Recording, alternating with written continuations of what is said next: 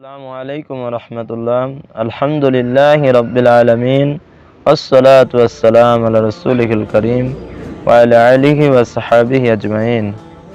সম্মানিত দিনী ভাই ও বন্ধুগণ, আপনাদের জন্য আমি দুইটি সুন্দর নসিহত পেশ করব। যদি কেউ এই নসিহতটি আমল করে এবং উত্তমভাবে নেয়, তাহলে সে 5 ওয়াক্ত সালাত নিয়মিত আদায় করতে পারবে আলহামদুলিল্লাহ। আমরা অনেকেই সালাতকে পছন্দ করি, ভালোবাসি, কিন্তু যখন সালাত আদায় করার কথা বলা হয় তখন কিন্তু সে আর আদায় করে না। তো এটা আমাদের একটি প্রধান প্রবলেম। তো এই সমস্যাটা কিভাবে দূর করা যায়, আসলে কেন একজন ব্যক্তি 5 ওয়াক্ত নামাজ পড়তে পারে না, এর সমাধানের জন্য আমার এই দুইটি সংক্ষিপ্ত নসিহত। তো এর প্রধান কারণ হচ্ছে হৃদয়ের ভিতরে ঈমান প্রবেশ না করা। কারণ হৃদয়ে যদি ঈমান প্রবেশ করে, অবশ্যই সে 5 ওয়াক্ত সালাত আদায় করবে। এই ঈমান কিভাবে প্রবেশ করে? এটা হচ্ছে হৃদয়ের ভিতরে আস্তে আস্তে প্রবেশ করে। আল্লাহর কালাম যদি কেউ নিয়মিত পড়ে, প্রতিদিন পড়ে এবং বারবার অর্থ বুঝে নিয়মিত পড়তে থাকে, তাহলে তার হৃদয়ের ভিতরে আস্তে আস্তে করে ঈমান প্রবেশ করে। আর এটা নিয়মিত ধারাবাহিক থাকলেই একজন ব্যক্তি 5 ওয়াক্ত সালাত আদায় করতে পারবে।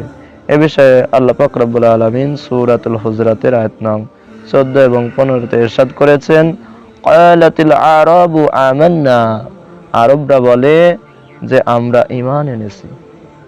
কুল লাম তুমিনু, আল্লাহ বলছেন বলুন তোমরা ঈমান আনোনি, ওয়ালাকিন কুলু আসলামনা, বলো আমরা ইসলাম আত্মসমর্পণ করেছি। তো এটা হচ্ছে প্রধান প্রবলেম, যে তারা বলে আমরা ঈমান এনেছি, কিন্তু প্রকৃতপক্ষে তাদের ভিতরে ঈমান প্রবেশ করেনি। ওয়ালাম্মা ইয়াদখুলিল ঈমানু ফি কুলুবিকুম, আর ঈমান তোমাদের হৃদয়ের ভিতরে প্রবেশ করেনি। ওয়া ইন তুতিউল্লাহা ওয়া রাসূলাহু লা ইয়ালিতকুম মিন আমালিকুম শাইয়্যা, যদি তোমরা আল্লাহ ও তার রাসূলকে আনুগত্য করো, তোমাদের আমলের একটু কম করা হবে না। ইন্নাল্লাহা গফুরুর রহিম, নিশ্চয় আল্লাহ ক্ষমাশীল এবং দয়ালু।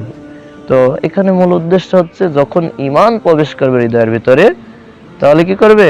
ওয়াইন তুতিউল্লাহ ওয়া রাসূলাহু, তখন তুমি অবশ্যই সে আল্লাহর আনুগত্য করবে, রাসূলের আনুগত্য করবে।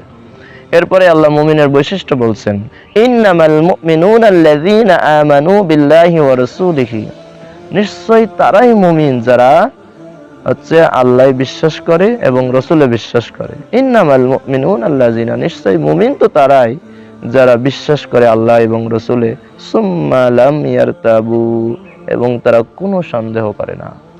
তো এটা হচ্ছে সূরাতুল হুজরাতের 14 এবং 15 নম্বর আয়াত। তো 1 নম্বর, যে হৃদয়ের ভিতরে সন্দেহ দূর করতে হবে, হৃদয়ের ভিতরে আল্লাহর ঈমান প্রবেশ করাতে হবে। আর এই প্রবেশটা কিভাবে হবে? নিয়মিত কোরআন পড়ার মাধ্যমে। দ্বিতীয় আরেকটি আমল করবেন, সেটি হচ্ছে এই যে রব্বি জাআলনি মুকিমাস সালাতি, আল্লাহ আমাকে নামাজি বানাও, আমাকে নামাজি বানাও।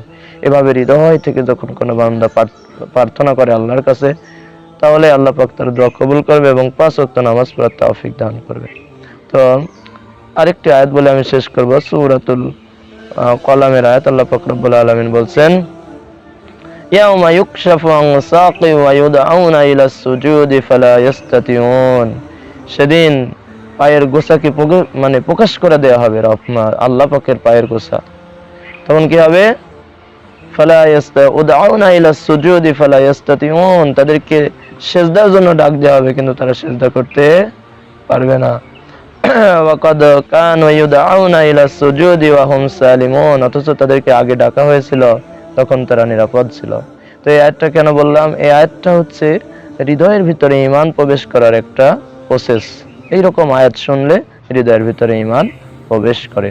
আল্লাহ আমাদের পবিত্র কালামের সাথে থাকার তৌফিক দান করুন। আল্লাহ আমাদের দ্বীনের প্রতি অবিচল রাখুন। দ্বীনের মৌলিক বিষয়গুলো সঠিকভাবে পালন করার তৌফিক দান করুন।